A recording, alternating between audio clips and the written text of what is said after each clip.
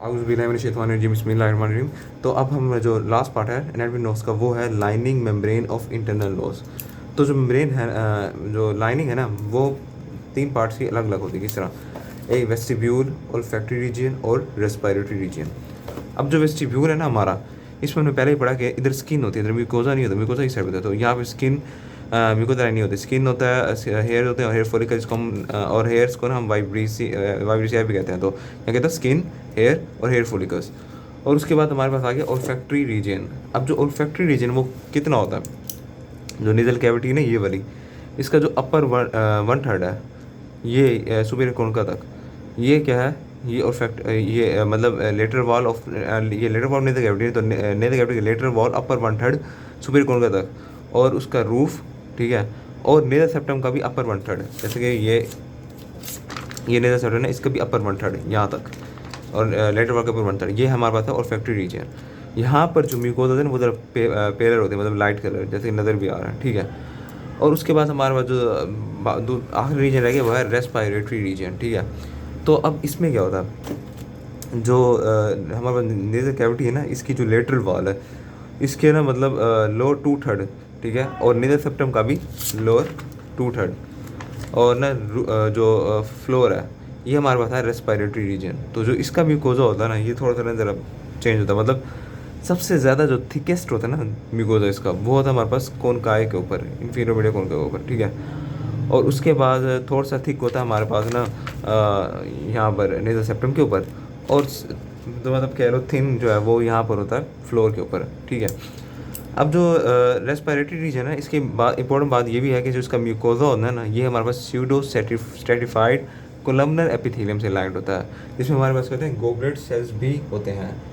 और हमारे पास होता है ना इसकी जो सबम्यूकोजल लेयर होती है रेस्पिरेटरी रीजन की, इसके सबम्यूकोजल लेयर के अंदर जो म्यूकस मेम्ब्रेन होता है उसमें हमारे पास म्यूकस और ना सीरस दोनों ग्लैंड्स मौजूद होते हैं, ठीक है। अब हमारे पास आ गए नर्व सप्लाई, ठीक है। नहीं, पहले हम नर्व सप्लाई को छोड़े, वो ज़रा थोड़ा सा ना फिर डिफिकल्ट हो जाता। फिर हम पहले हम इसी चीज़ पढ़ लेते हैं जो हमारे पास लिम्फेटिक ड्रेनेज, ठीक है। तो हमारे पास ना जो एक्सटर्नल नोज मैंने पढ़ी थी ये एक्सटर्नल नोज, ठीक है। और हमारे पास interior part of the nasal cavity, इसकी जो हमारे पास लिम्फेटिक ड्रेनेज है वो होती है सबमैंडिबुलर लिम्फ नोड्स में, ठीक है। अब सबमैंडिबुलर लिम्फ नोड, जैसे कि आपको भी पता होगा जो मैंडिबल होता है हमारे मतलब कि फेस का जो मैंडिबल होता है ना ये इसके नीचे यहाँ पर होते हैं नोड्स, ठीक है। और हमारे पास जो rest of the nasal cavity ये कहाँ पर ड्रेन करते हैं? अपर जुगुलर लिम्फ नोड्स जो हमारे पास इंटरनल जुगुलर वेन के पास पड़े होते हैं, ठीक है। तो एक्सटर्नल नोज और anterior part of nasal cavity कहाँ पर ड्रेन करते हैं? Submandibular lymph node. और जो हमारे पास रेस्ट ऑफ नेजल कैविटी वो अपर जुगुलर नोड्स में या तो डायरेक्टली या फिर रेट्रोफ्रेंजियल नोड जो फ्रेंच के पीछे नोड होते हैं ना उनसे होकर इसमें जाते हैं, ठीक है। अब हमारे पास ब्लड सप्लाई वैसे हमने आगे ना एपिस्टेक्सिस वाले में ना मतलब डिटेल से पढ़ेंगे, लेकिन हमारे पास ना जो मेन आर्टरी है वो बताता हूँ कि internal and external carotid system जो है ना वो सप्लाई करता है नोज को, ठीक है। अब हमारे पास आ गया last but not the least nerve supply. अब नर्व सप्लाई में सबसे पहले हमारे पास है ओल्फैक्टरी नर्व्स, ठीक है। अब ओल्फैक्टरी नर्व में क्या है? अब हमारे पास जो ओल्फैक्टरी नर्व्स होती है ना, जैसे कि ये नज़र आ गया, ये हमारे पास ना यहाँ से ना ओल्फैक्टरी सेंसेशंस कैरी करते हैं, मतलब किसकी? सेंसेशन ऑफ स्मेल्स, ठीक है। ओल्फैक्टरी रीजन नोज में रहता है, अपर वन थर्ड होता है, यहाँ से स्मेल की सेंसेशन कैरी करती हैं और ओल्फैक्टरी बल्ब क्रिमिफॉर्म प्लेट से होकर ओल्फैक्टरी बल्ब तक ले जाती हैं, ठीक है। अब जो ओल्फैक्टरी नर्व्स होते हैं ये हमारे पास क्या होते हैं? ये फिलामेंट्स होते हैं, ठीक है। Central filaments of olfactory cells होती हैं जो यहाँ से पास करके ओल्फैक्टरी बल्ब में लेकर जाते हैं, ठीक है। अब जो ये नर्व्स होती हैं जा रही हैं ये अपने साथ ना जैसे कि कवरिंग्स होती हैं, हमने पढ़ा था पहले, एरेक्नॉइड होती है और कौन कौन सी कवरिंग होती है भला? एरेक्नॉइड और ड्यूरा मैटर और पाया मैटर, वो जो इनकी कवरिंग होती है ना वो इस तरह से होकर वो भी इनके साथ ही नोज़ में आती हैं वो कवरिंग्स, ठीक है। अब उसके बाद फिर हमने ना, और अगर तो इसकी ना इंजरी हो जाए ओल्फैक्टरी नर्व को ना, ठीक है, इनकी नर्व्स को इंजरी हो जाए तो हमारे पास ना CSF राइनोरिया होता है। अब CSF राइनोरिया क्या होता है कि जो ब्रेन के फ्लूइड होता है ना CSF वो हमारा ना नोज़ में आ जाता है, ठीक है। अब मैंने ओल्फैक्टरी रीजन नर्व्स के बारे में क्या बताया कि ना ये जो है ना 12 to 20 नर्व होती हैं जो ना स्मेल की सेंसेशन ना नोज से लेके ना ऊपर ओल्फैक्टरी बल्ब तक ले जाती हैं, ठीक है। और मैंने बताया कि ना ये इनके साथ पाया ड्यूरा और मैटर जो है ना वो भी इनके साथ ही नोज़ में आता है। और ये बताया कि ना जब इनकी नर्व्स की इंजरी हो जाती है तो हमारे पास ना सीएसएफ राइनोरिया हो जाता है या मेनिंजाइटिस। तो सीएसएफ राइनोरिया में क्या होता है, जो ब्रेन के इर्द गिर्द फ्लूइड जो होता है वो नोज़ के अंदर आ जाता है, ठीक है। अब हमारे पास ना जो दूसरी बात है वो है nose nerves of common sensations, ठीक है। इसमें हमारे पास 3 नर्व्स होती हैं, ठीक है। बताता हूँ कौन सी। जो 3 नर्व्स हैं वो हमारे पास कौन कौन सी है। ये हमारे पास ना एक होती है हमारे पास इंफ्रा ऑर्बिटल नर्व, ठीक है, जो ना वेस्टिब्यूल को मीडियल और लेटरी सप्लाई करती है, जो इंफ्रा ऑर्बिटल नर्व, ठीक है। ये हुई। दूसरी हमारे पास होती है ये ब्रांचेस ऑफ स्पिनो पैलेटिन गैंग्लियन। ये जो है ना, ये हमने कहा था कि इंफ्रा ऑर्बिटल किसको, वेस्टिब्यूल को सप्लाई कर रहा है। जो इन स्पिनो पैलेटिन गैंग्लियन की जो ब्रांचेस है ना, ये posterior 2/3 of the nasal cavity को सप्लाई करता है, ठीक है। नेजल कैविटी है ना पूरी, पोस्टीरियर 2/3 को सप्लाई कर रहा है।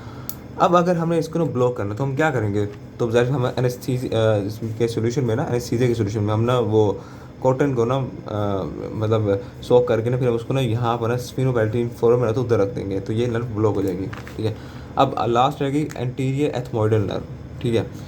अब ये एंटीरियर से पता चला कि ये ना नेजल कैविटी के एंटीरियर और सुपीरियर पार्ट को ना सप्लाई करती है, ठीक है।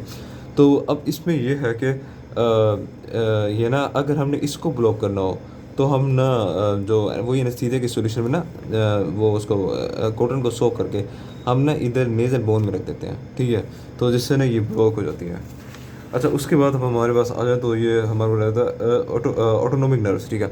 अब ऑटोनोमिक नर्व्स में हमारे पास पैरासिम्पैथेटिक और सिम्पैथेटिक होते हैं, हमें पता है। जो पैरासिम्पैथेटिक होती है वो नॉन स्ट्रेस मतलब कि काम सिचुएशन में सप्लाई स्टिमुलेट होती है, और जो सिम्पैथेटिक और स्ट्रेसफुल सिचुएशन में।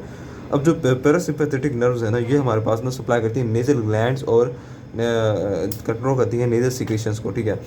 तो ये हमारे आती कहाँ से है, सुपरफिशियल पेट्रोल नर्व से, जो ये फिर आती है नर्व ऑफ टेरिगोइड कैनाल, जहाँ पे मीडियन नर्व, और यहाँ पे ना ये ना सिंपैथेटिक नर्व से ज्वाइन करती है, और फिर बैटिंग गैंग्लियन में स्टॉप करते हैं, ठीक है, रिले करती हैं, और ये ना ब्लड वेसल्स को भी सप्लाई करते हैं, और ना यहाँ पर ना ये वेदर रिलेशन। तो पैरासिम्पैथेटिक क्या, ये नेजल ग्लैंड्स और नेजल सीक्रेशन को कंट्रोल करते हैं, और यहाँ पर ये वेदर रिलेशन करवाते हैं, ठीक है।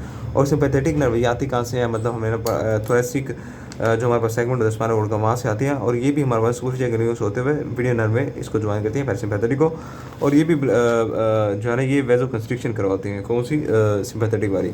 सिम्पैथेटिक वाली क्या करवाएं, वेजो कंस्ट्रिक्शन, और पैरासिम्पैथेटिक वाली वेजो डायलेशन, ठीक है।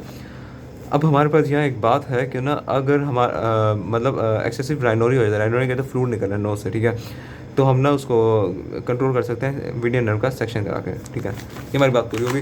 तो लाइन की हमने बात की है, वेस्टिब्यूल में स्किन होती है, और फैक्ट्री और रेस्पिरेटरी में म्यूकोसा होता है। यहाँ पे जो म्यूकस मेम्ब्रेन होती है, जो म्यूकस मेम्ब्रेन रेस्पिरेटरी में होती है वो हमारे पास थिकनेस होती है कोनकाई पर, और फिर हमारे पास ना फ्लोर पर थिन होती है, और ना उसके बाद सेप्टम भी थोड़ी थिक होती है। और नर्व्स ब्लड सप्लाई की बात की कि ना वो इंटरनल एक्सटर्नल कैरोटिड आर्टरी और लिम्फेटिक ड्रेन की बात की, सब मैंडिबुलर लिम्फ नोड में हमारा ड्रेन करता है एक्सटर्नल नोज और एंटीरियर पार्ट नेजल कैविटी, और जो अपर जो नोड है वो ड्रेन करता है rest of the nasal cavity, ठीक है। और उसके बाद नेजल नर्व सप्लाई है वो अफेक्ट जो है ना किसको कैरी करता है, मतलब अफेक्टिव पब्लिक कहते हैं स्मेल सेंसेशन को। और जो बाकी नेजल कैविटी के एंटीरियर पार्ट को कौन सप्लाई कर रहा था, एंटीरियर एथमोइडल नर्व, और पोस्टीरियर पार्ट को सप्लाई कर रहा था स्पिनोपैलेटिन गैंग्लियन, और हमारे वेस्टिब्यूल को सप्लाई कर रहे हैं इंफ्रा ऑर्बिटल नर्व। तो ख़त्म, ठीक है। बाकी आपको इंशाल्लाह समझ आ गई होगी।